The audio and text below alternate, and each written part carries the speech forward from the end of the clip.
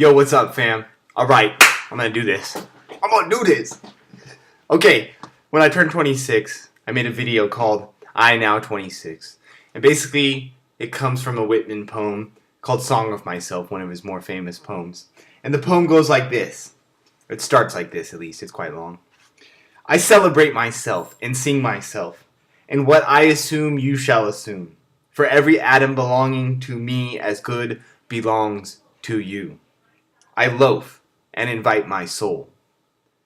I lean and loaf at my ease, observing a spear of summer grass.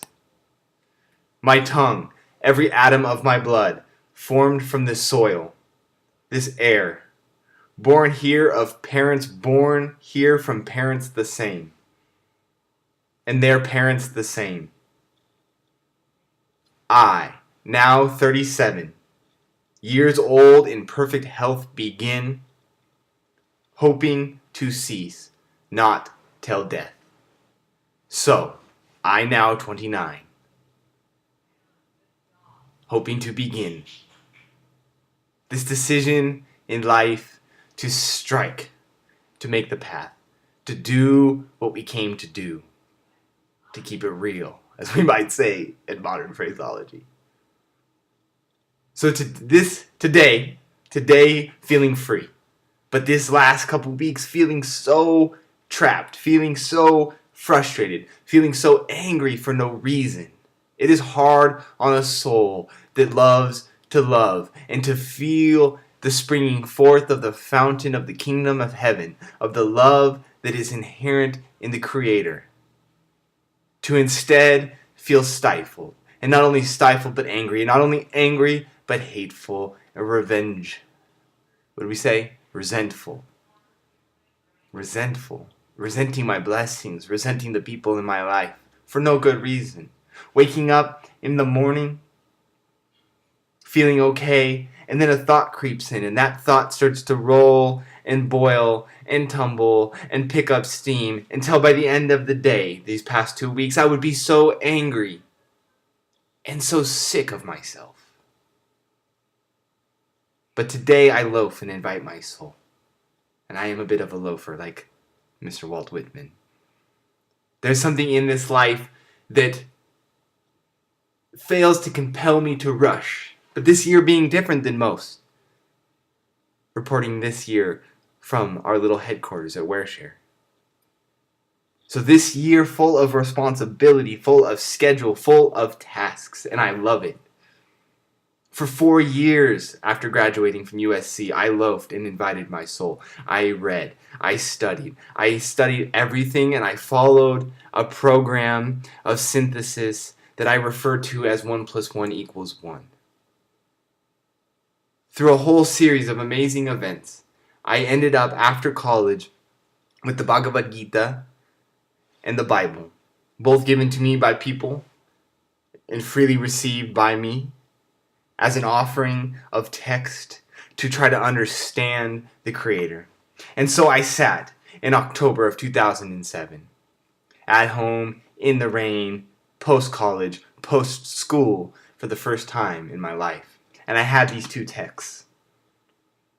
And I made a decision, or I knew that the opportunity to decide presented itself in the potential duality of these 2 texts, that I could say this one is correct and this one is wrong, and this one is correct or this one is wrong, or instead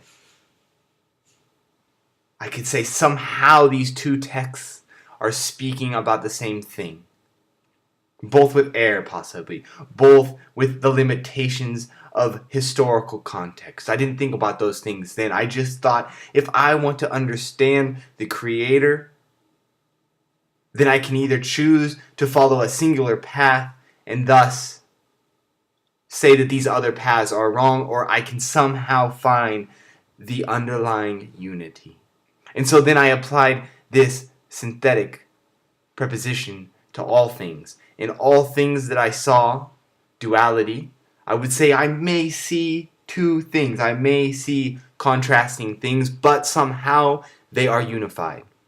And so I started in 2007. Much has happened then. much has been recorded.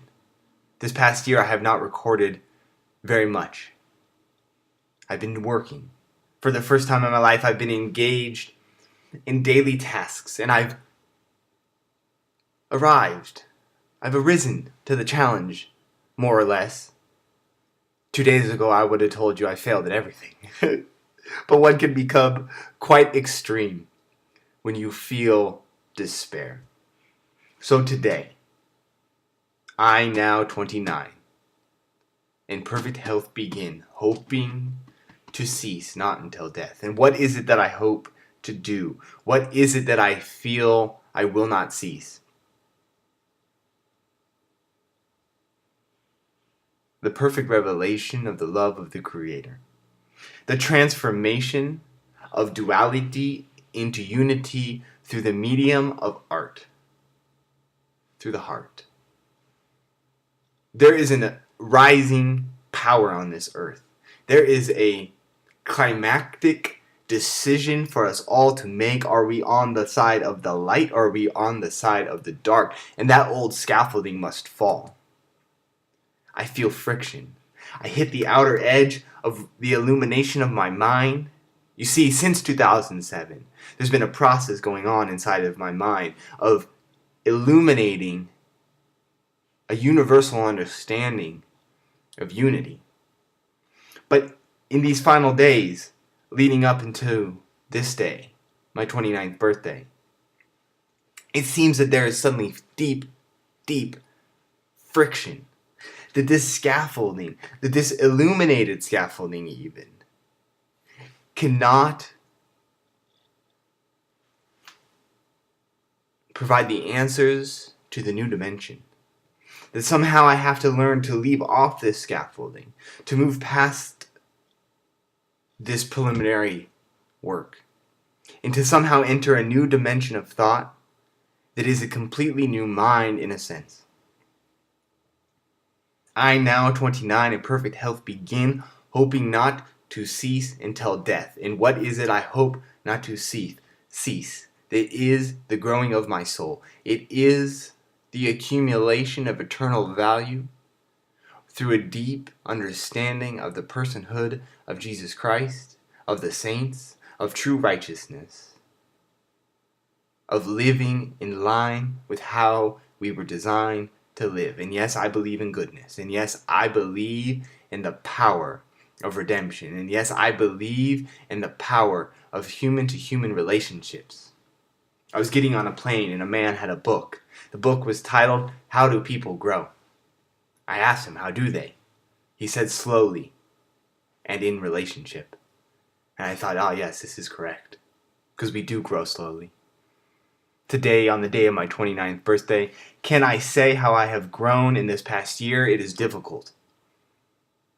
I just feel intense. I feel tumultuous. I feel like I'm made up of all kinds of different things. And I don't always know where to put those things. But I know that I am growing. Looking at these last 2 weeks, feeling so much anger, I feel failure. Because one way I know that I am growing is that I am loving more. And suddenly consumed by resentment and anger, I feel like, what am I doing? Why has the decisions I have made up until this point led me to basically undermine everything that I believe in, and not just intellectually, fam, but the things that I believe in, because the love is consuming me daily, and I believe in that love. There is this hallmark love. There is this, let us spread the love. There is this idea that we can all love, but love is not necessarily easy to love each other. It is free. But I want to understand the love of a God who forgives before we ever fail. I want to understand the love of Jesus for us imperfect humans. The Father says, be ye perfect even as I am perfect. And so, the supreme mandate is perfection. But it is a universe of evolution. It is a universe of progress. And so that perfection is worked out daily. And I pray that I am committed and faithful to that outer working through the inner working of my inner man by the Spirit and my soul communing. And so, I now 29 in perfect health begin, hoping not to cease until death. And even death is only the first door into the everlasting kingdom of perfection in the Father's eternal universe. You